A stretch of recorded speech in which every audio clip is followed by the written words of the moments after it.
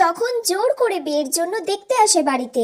কতবার বললাম বাবাকে যে আমি এখন বিয়ে করতে চাই না, আমি এখন বিয়ে করব না। কি করতে যে এত তাড়াতাড়ি আমাকে বিয়ে দিতে যাচ্ছে কি জানি। আর একে দেখো কোত্থেকে একটা অপগণ্ড এসেছে, তখন থেকে মিষ্টি গিলেই চলেছে, যেন কত বছর গেলেনি।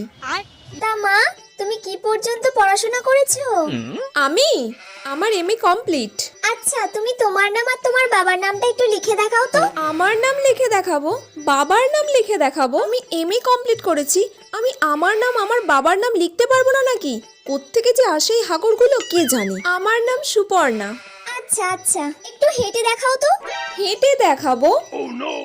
জোকার নাকি আমি? আর একটু চুলটা খুলে দেখাও, কতটা বড় দেখি।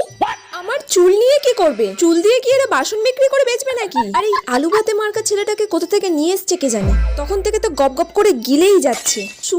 সুমাইরা তোমাদের নাম আমি নিয়ে নিলাম।